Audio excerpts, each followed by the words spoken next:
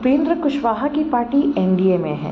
बिहार विधानसभा चुनाव में एनडीए के अंदर इस पार्टी आरएलएम को 6 सीटें चुनाव लड़ने के लिए दी गई थी। इनमें से इस पार्टी के 5 विधायक बिहार विधानसभा में जीत कर आए हैं। मंत्रिमंडल के गठन के समय लोगों को पता चला कि उपेंद्र कुशवाहा अपने बेटे दीपक प्रकाश को मंत्रिमंडल में शामिल करवाने में सफल रहे। उनके पुत्र ने तो चुनाव भी नहीं लड़ा था। पार्टियों के अंदर परिवारवाद की बेमिसाल मिसालों में यह भी एक मिसाल बन गई थी। जो विधायक चुने गए थे उनके अंदर भी मंत्री बनने की लालसा थी। इसके बाद उपेंद्र कुशवाहा की पार्टी के चुने हुए विधायकों में से 3 विधायक अमित शाह से मुलाकात करने लगे।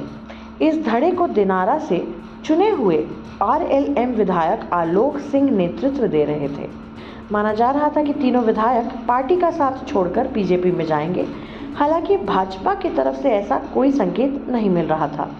अमित शाह ने भी इस टूट को कोई महत्व नहीं दिया था। बागी हो गए विधायक उपेंद्र कुशवाहा के नेतृत्व को अमान्य कर रहे थे। अब जाकर इस स्थिति को उपेंद्र कुशवाहा ने मैनेज कर लिया है। अब ऐसा लगता है कि पार्टी के अंदर 2 गुट नहीं बनेंगे। देखते रहिए विमर्श न्यूज। तय हुआ है उसके अनुसार आपस में कई दौर का विमर्श हुआ और तमाम विमर्श के बाद जो अंतिम रूप से तय हुआ है उसकी जानकारी यही है कि श्री आलोक कुमार सिंह जी माननीय सदस्य विधानसभा, इनको प्रदेश अध्यक्ष पद की जवाबदेही दी जा रही है।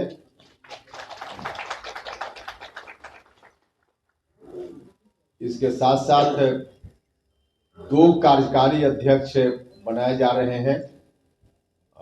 इनके सहयोग के लिए एक प्रशांत पंकज जी और दूसरा सुभाष चंद्रवंशी जी 2 कार्यकारी अध्यक्ष होंगे।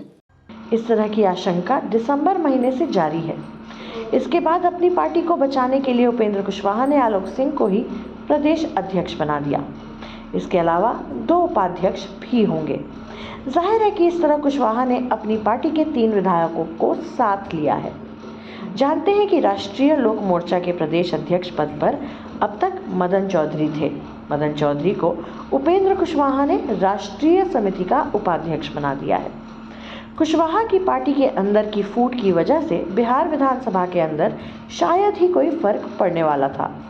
इससे सरकार की सेहत पर भी कोई असर नहीं पड़ने वाला था।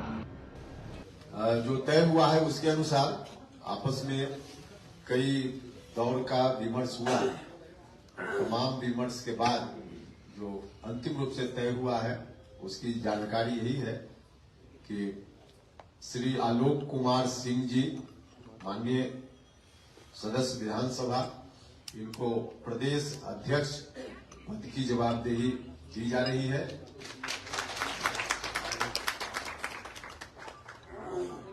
इसके साथ साथ 2 कार्यकारी अध्यक्ष बनाए जा रहे हैं। इनके सहयोग के लिए एक प्रशांत पंकज जी और दूसरा सुभाष चंद्रवंशी जी 2 कार्यकारी अध्यक्ष होंगे। नाम तो बता दिया हमने, हाँ रिपीट कर देते हैं।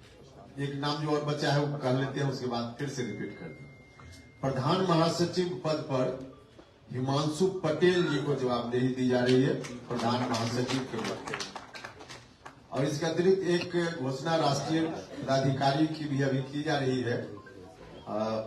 मदन चौधरी जी राष्ट्रीय उपाध्यक्ष संगठन की जवाबदेही इनके ऊपर दी जा रही है।